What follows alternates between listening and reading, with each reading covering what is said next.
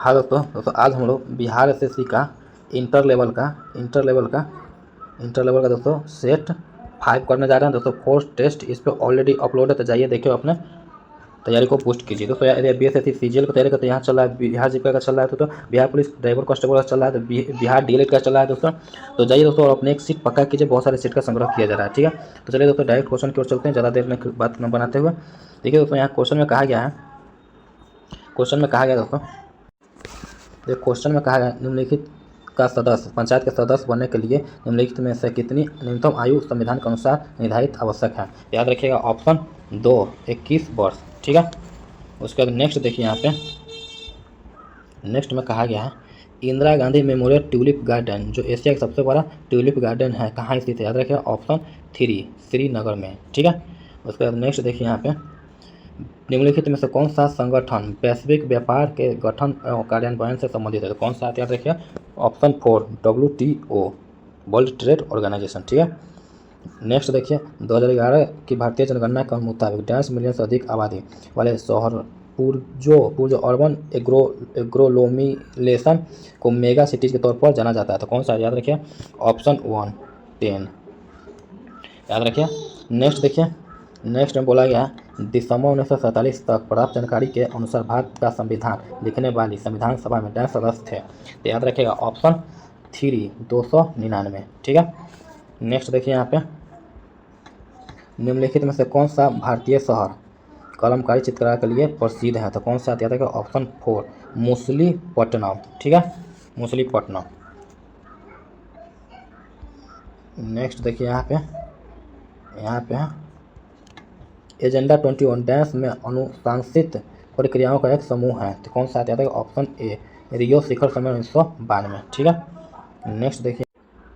Next देखिए यहाँ पे है why I am a Hindu नाम पुस्तक के लेखक निम्नलिखित में से कौन है, तो कौन याद रखेगा ऑप्शन ए शशि थरूर, ठीक है।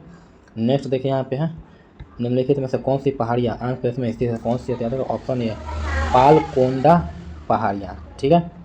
उसका नेक्स्ट देखिए, यहाँ पे निम्नलिखित में से किस वर्ष ताशकंद में भारतीय कम्युनिस्ट पार्टी मार्क्सवादी की स्थापना हुई थी, याद रखिए ऑप्शन डी 1920 में, ठीक है। नेक्स्ट देखिए निम्नलिखित में से कौन सी नदी अरब सागर में गिरती है, तो कौन सी याद रखिए ऑप्शन 3 नर्मदा नदी। निम्नलिखित में से क्या श्रीलंका का राष्ट्रीय खेल है, तो क्या है, तो ऑप्शन 3 वॉलीबॉल, ठीक है। नेक्स्ट देखिए, यहाँ पे है 1983 में भारत के क्रिकेट विश्व कप विजेता बनने के समय भारतीय क्रिकेट का कप्तान कौन था, तो याद रखिएगा ऑप्शन 4 कपिल देव जी, ठीक है। नेक्स्ट देखिए, यहाँ पे है निम्नलिखित में से कौन सा खेल यूथांड कप से संबंधित है, तो कौन सा खेल याद रखिएगा ऑप्शन बी लॉन टेनिस, ठीक है। नेक्स्ट देखिए, यहाँ general insurance corporation of India किस वर्ष कंपनी के रूप में निगमित हुई थी, तो कब हुई थी, याद रखिएगा ऑप्शन 1972 में। नेक्स्ट देखिए, यहाँ पे 1722 में आगरा की सूबेदारी निम्नलिखित में से किस व्यक्ति को दी गई थी, तो किसको दी गई थी, याद रखिएगा ऑप्शन 4 सवाई जय सिंह, ठीक है। तो नेक्स्ट देखिए निम्नलिखित व्यक्तियों में से कौन 1780 में भारतीय लोक सेवा के पहले भारतीय सदस्य थे, याद रखिए ऑप्शन 4 सत्येंद्र नाथ टैगोर। नेक्स्ट देखिए, यहाँ पे कृषि उत्पादों को परिवहन के लिए कृषि उड़ान योजना का शुभारंभ वर्ष डैश के बजट में घोषित किया गया था, तो किसके ऑप्शन 4 2020 में, याद रखिएगा। नेक्स्ट देखिए, यहाँ पे भारत ने कब तक अंतरिक्ष यात्रियों को चंद्रमा पर भेजने का लक्ष्य रखा है, तो कब तक, याद रखिएगा ऑप्शन 3 2040 तक, ठीक है। उसके बाद नेक्स्ट देखिए, यहाँ पे इनमें से किन 2 इस्पात संयंत्रों की स्थापना रूस तत्कालीन यूएसएसआर के सहयोग से की गई थी, तो कौन सा रहेगा ऑप्शन ए बोकारो इस्पात संयंत्र भिलाई इस्पात संयंत्र, ठीक है। नेक्स्ट देखिए, यहाँ पे मधुबनी कला किस भारतीय राज्य से संबंधित है, तो याद रखिए ऑप्शन डी बिहार से, ठीक है। उसमें नेक्स्ट देखिए रोलेक्स एक्ट 1919 में निम्न में से किसे शामिल किया गया था, तो याद रखिए ऑप्शन 1 सुनवाई के बिना अनिश्चितकालीन हिरासत प्रेस की सेंसरशिप, याद रखिएगा। नेक्स्ट देखिए, यहाँ पे छतों पर वर्षा जल संचयन को अनिवार्य बनाने वाला भारत का पहला और एकमात्र राज्य निम्नलिखित में से कौन सा है, तो कौन सा याद रखिएगा ऑप्शन डी तमिलनाडु, ठीक है। नेक्स्ट देखिए निम्न में से कौन सा आर्थिक भूगोल का उपक्षेत्र नहीं है? तो कौन सा नहीं है? तो ऑप्शन 3 जनसांख्यिकी। ठीक है। तो नेक्स्ट देखिए यहाँ पे, कौन सा देश अपतटीय जहाज से इलेक्ट्रोमैग्नेटिक रेल गन को सफलतापूर्वक लॉन्च करने वाला दुनिया का पहला देश बना है? तो कौन सा है? याद रखिएगा ऑप्शन 2 जापान। ठीक है। नेक्स्ट देखिए, संगराई भारत के किस राज्य में का एक लोक नृत्य है? तो कौन सा है? याद रखिए ऑप्शन 2 त्रिपुरा। ठीक है। समुद्र के पार भारत के दक्षिणी पड़ोसियों में डैश द्वीप देश शामिल है? तो कौन सा है? याद रखिए ऑप्शन 4 2। नेक्स्ट देखिए, टीपू सुल्तान डैश में मैसूर का शासक बना था? तो कब मैसूर का शासक बना था? याद रखिए ऑप्शन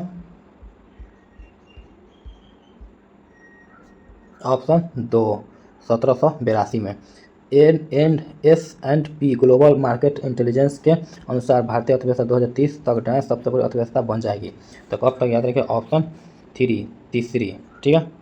नेक्स्ट देखिए यहाँ पे, निम्नलिखित में कौन सा महोत्सव गुवाहाटी के कामाख्या मंदिर से जुड़ा है? तो याद रखिएगा ऑप्शन 1 अम्बुबाची महोत्सव। ठीक है। स्तूप क्यों बनाए गए थे? तो याद रखिए ऑप्शन 3 पवित्र स्मृति चिन्ह रखने के लिए। ठीक है। उसके बाद ब्रह्म समाज की उत्पत्ति कहाँ हुई थी? तो कहाँ हुई थी? तो ऑप्शन बी बंगाल में। ठीक है। उसके बाद है मुंबई में इस गेटवे ऑफ इंडिया का निर्माण डैश का स्वागत करने के हेतु कराया गया था? किंग जॉर्ज पंचम। ठीक है। नेक्स्ट देखिए, राज्य के नीति निर्देशक सिद्धांतों के तहत भारत के संविधान में कौन सा अनुच्छेद ग्राम पंचायतों के संगठन के बारे में बात करता है? याद रखिए ऑप्शन 1 अनुच्छेद 40। ठीक है। नेक्स्ट देखिए यहाँ पे, स्वतंत्र भारत की पहली जनगणना डैश में आयोजित की गई थी? तो कब की गई थी? ऑप्शन 3 1951 में। ठीक है। उसके बाद नेक्स्ट देखिए यहाँ पे, भारत के संविधान का भाग 6 अनुच्छेद डैश राज्य विधानमंडल के घटकों से संबंधित है? तो याद ऑप्शन देखिए ऑप्शन 1 168 से 212 तक। ठीक है। नेक्स्ट देखिए यहाँ पे, बाणभट्ट ने हर्षचरित की रचना किस भाषा में की थी? किस भाषा में की थी? ऑप्शन 1 संस्कृत भाषा में। नेक्स्ट देखिए, संयुक्त राष्ट्र में भारत के अस्थायी प्रतिनिधि के रूप में किसे नियुक्त किया गया है? तो किसे नियुक्त किया गया? ऑप्शन 4 अरिंदम बागची। ठीक है। उसके बाद THB विनायकराम का संबंध किस वाद्य यंत्र से है? तो किससे? ऑप्शन 4 घट्टम।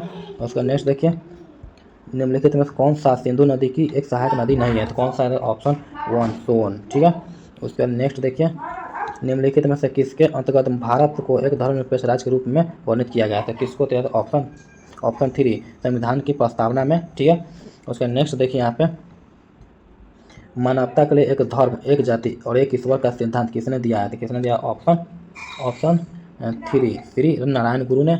नेक्स्ट देखिए, स्वर्णिम चतुर्भुज सुपर हाईवे का उत्तर दक्षिण गली श्रीनगर और डैश को जोड़ता है? तो किसको जोड़ता है? याद रखिए ऑप्शन 4 कन्याकुमारी। ठीक है। नेक्स्ट देखिए 1206 से 1290 तक दिल्ली पर शासन करने वाली पहली तुर्की शासकों का सही कालक्रम निम्नलिखित में से कौन सा है? याद रखिएगा ऑप्शन देखिए यहाँ पे ऑप्शन 1 कुतुबुद्दीन ऐबक, शमसुद्दीन इल्तुतमिश और रजिया। ठीक है। नेक्स्ट देखिए यहाँ पे, निम्न में से कौन सा एक प्रकार का पर्सनल कंप्यूटर नहीं है? तो कौन सा नहीं है? तो याद रखिए ऑप्शन 1 मेन फ्रेम कंप्यूटर। ठीक है। उसके बाद है पुष्कर झील राजस्थान किस जिले में स्थित है? कहाँ पे है? तो ऑप्शन 2 अजमेर में। नेक्स्ट देखिए, निम्नलिखित में से किसने भारत के लिए पहला व्यक्तिगत ओलंपिक पदक जीता था? तो किसने जीता? ऑप्शन 3 खासाबा जाधव। ठीक है। और नेक्स्ट देखिए, झांसी की रानी लक्ष्मीबाई किस वर्ष में युद्ध में शहीद हुई थी? किस वर्ष हुई थी? याद रखिए ऑप्शन 2 1858 में। ठीक है। उसका नेक्स्ट देखिए, भारत ने पैरा एशियन गेम्स 2023 में कितने पदक जीता था? कितने पदक जीता? ऑप्शन 3 111 पदक। ठीक है। नेक्स्ट देखिए यहाँ पे, एकीकृत जनजातीय विकास परियोजना ITDC किस पंचवर्षीय योजना के एक भाग के रूप में अस्तित्व में आई? तो कब आई थी? तो याद रखिए ऑप्शन 1 5वीं। ठीक है। नेक्स्ट देखिए यहाँ पे, नेक्स्ट यहाँ से है, यहाँ देखिए विज्ञान। तो देखिए, समुद्र की सतह पर लवणता का क्या होता है? लवणता का क्या होता है? तो याद रखिए ऑप्शन 3 बर्फ या बाष्पीकरण के रूप में जल की हानि से बढ़ जाती है। ठीक है। उसके बाद देखिए, CHCl3 का सामान्य नाम क्या है? याद रखें ऑप्शन 1 क्लोरोफॉर्म। ठीक है, नेक्स्ट देखिए यहाँ पे बाथरूम के शीशे तथा झील पर होने वाला परावर्तन, प्रतिबिंब और चश्मे पर पड़ने वाले चमक किस प्रकार के परावर्तन के कारण होता है? याद रखिए ऑप्शन 2 परावर्तक, स्पेकुलर परावर्तन। ठीक है, नेक्स्ट देखिए अग्नाशय से इंसुलिन हार्मोन के अपर्याप्त स्राव के कारण होने वाले रोग की पहचान करें तो क्या है? तो ऑप्शन 2 डायबिटीज मेटिलस, मधुमेह। ठीक है, नेक्स्ट देखिए 1828 में निम्नलिखित में से किसने प्रदर्शित किया कि सिल्वर साइनाइड एक अकार्बनिक यौगिक है को अमोनिया क्लोराइड एक अन्य अकार्बनिक यौगिक के साथ गर्म करने से किसी जीवित जीव या किसी मृत जीव के किसी भाग की सहायता से बिना ही यूरिया के उत्पादन होता है? याद रखिएगा ऑप्शन 2 फ्रेडरिक वोहलर। ठीक है, नेक्स्ट देखिए यहाँ पे सोलर कुकर के अंदर का रंग क्या होता है? याद रखिए सोलर कुकर के अंदर का रंग होता है काला। ठीक है, उसके बाद देखिए निम्नलिखित में से कौन सा न्यूनतम विद्युत ऋणात्मक मूल तत्व है? तो कौन सा? याद रखिए ऑप्शन 3 CS। ठीक ना, जब प्रकाश विरल माध्यम से सघन माध्यम में प्रवेश करता है तो वह धीमा तथा डैश हो जाता है। तो याद रखिए ऑप्शन 3 नॉर्मल की ओर झुकता है। ठीक है, उसके बाद है आधुनिक आवर्त सारणी में समूह 18 के मूल तत्व अपनी 72 कक्षा में 8 इलेक्ट्रॉन होने वाले को छोड़कर अन्य सभी को क्या कहा जाता है? तो याद रखिए ऑप्शन 2 निष्क्रिय गैसें। ठीक है, डैश समूह से संबंधित पशुओं से में जुड़े हुए पैर होते हैं तो किसमें होता है? Option 4 arthropoda. ठीक है, उसके बाद है जी की इकाई त्वरण की इकाई के समान हो अर्थात डैश है। याद रखिएगा ऑप्शन 3 मीटर प्रति वर्ग सेकेंड।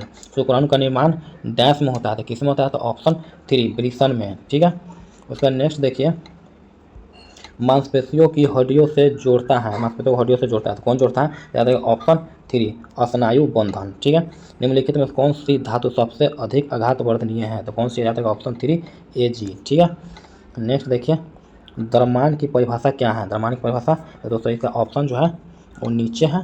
ठीक है, नीचे है ऑप्शन 4 किसी वस्तु में होने वाली पदार्थों की राशि को उस वस्तु का द्रव्यमान कहा जाता है।